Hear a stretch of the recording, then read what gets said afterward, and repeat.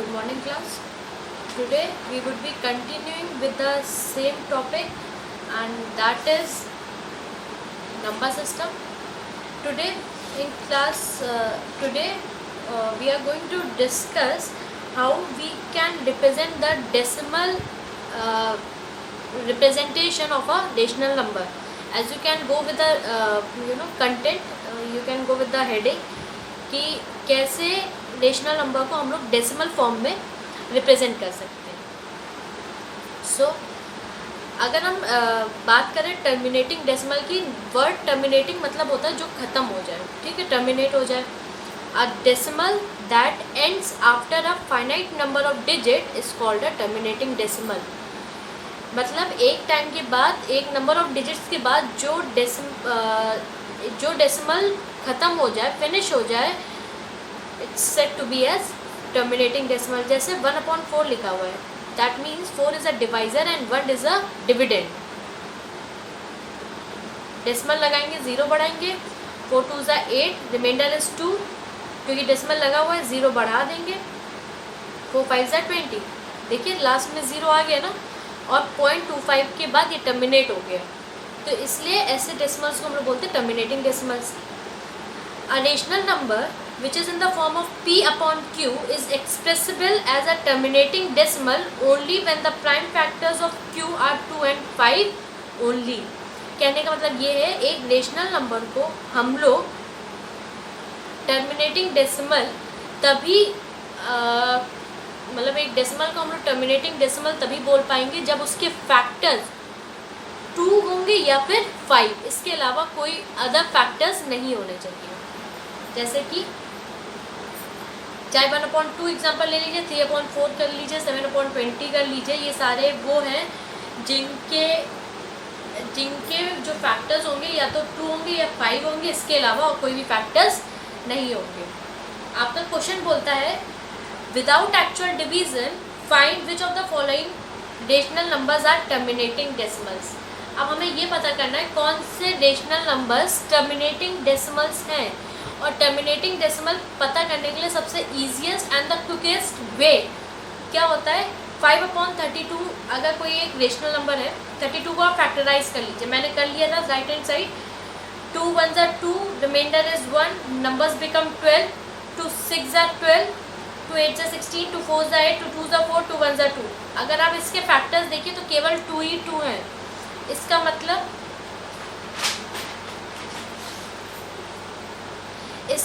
32 को हम लोग 2 की पावर 5 भी तो लिख सकते हैं class. Therefore 32 has no prime factor other than 2, so 5/32 is a terminating decimal। या तो 5 आए या 32 आए, सॉरी फॉर माई वर्ड्स, या तो फैक्टर्स में 5 आए या फिर 2 आए या फिर दोनों के कॉम्बिनेशन आए। केवल ऐसे ही नंबर्स को हम लोग बोलेंगे टर्मिनेटिंग डेसिमल्स, जिन नंबर्स को, जिनके डिनोमिनेटर्स को फैक्टराइज करने के बाद हमें ये पता चले कि उसके फैक्टर्स या तो 2 हो या 5 हो या फिर दोनों हो।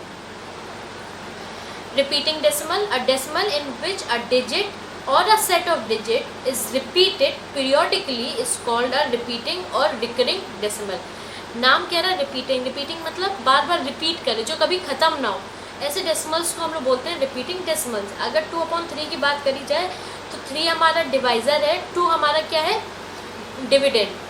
क्योंकि 2 छोटा है 3 से, तो इस वजह से डेसिमल लगाया, 0 बढ़ाया, 3 6 are 18, remainder is 2, 3 6 are 18, remainder is 2, और ऐसे करते जाओगे, हमेशा रिमाइंडर क्या मिलेगा आपको, केवल 2। Am I clear? तो ये कभी ख़त्म नहीं होगा, तो ऐसे डेसिमल्स को हम लोग बोलते हैं रिपीटिंग डेसिमल्स। एक नोट मेंटेन कर लीजिएगा, kindly note that the numbers of entries in the repeating string of remainders is less than the divisor। In 2/3 only one number 2 repeat itself and the divisor is 3। ये क्या बोल रहा है, repeating decimal में जो भी नंबर बार बार reminder में आएगा, यहाँ पे रिमाइंडर क्या आ रहा था, 2 आ रहा था बार बार, ये जो भी बार बार रिमाइंडर आएगा, जो रिपीटिंग डेसिमल की एक पहचान होती है, जो भी आपका रिमाइंडर आएगा वो रिमाइंडर, यहाँ बार बार रिमाइंडर क्या बचा था, 2, ये जो रिमाइंडर है वो क्या लेस देन है डिवाइजर के 3 से? यस, लेस देन है। तो वही बोल रहे हैं, kindly note that the number of entries in the repeating string of remainders is less than the divisor. In 2/3 only one number, that is 2, repeat itself and the divisor is 3. आप खुद ही देख सकते हैं 2 is smaller than 3, बार बार वही number repeat कर रहा था। Length of period.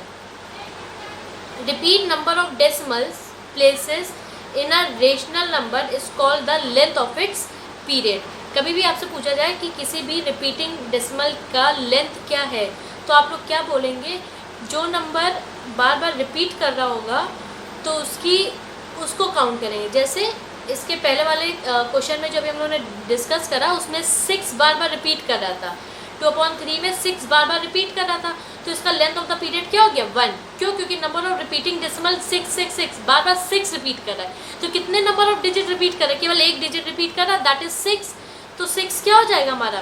Length of ये हमें 6 हमें ये बताएगा केवल एक ऐसा डिजिट है जो कि रिपीट हो रहा है, तो उसको हम लोग बोलेंगे length of the period. Proceeding further with the question number 2, write each of the following in the decimal form and say what kind of a decimal expansion each has. 231/625, 625 divisor है, 231 हमारा रिमाइंडर है। क्योंकि 625 बड़ा था 231 से, तो इसने decimal लगाया, 0 बढ़ाया, और जब आप इसको पूरा सॉर्ट आउट करोगे, पूरा जब 0 बढ़ाते रहोगे, तो हर बार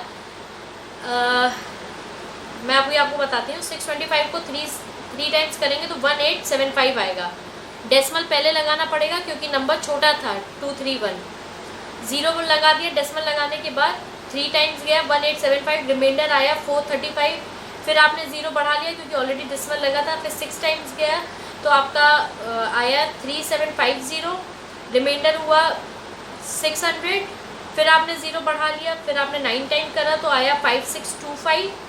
फिर रिमाइंडर आया आपका 375, क्योंकि 0 लगा सकते थे, डेसिमल लगा हुआ है तो बढ़ा दिया, और 6 टाइम्स करा तो आपका आया 3750। एक नंबर ऑफ डिजिट्स के बाद, क्योंकि ये 0 दे रहा है रिमाइंडर में, तो इसका मतलब ये कैसा डेसिमल है? Terminating decimal. इसके बाद क्वेश्चन 3 आपका बोलता है, express each of the following in the form of P/Q where P and Q are the integer and Q should not be equals to 0। अब आपको क्या करना है?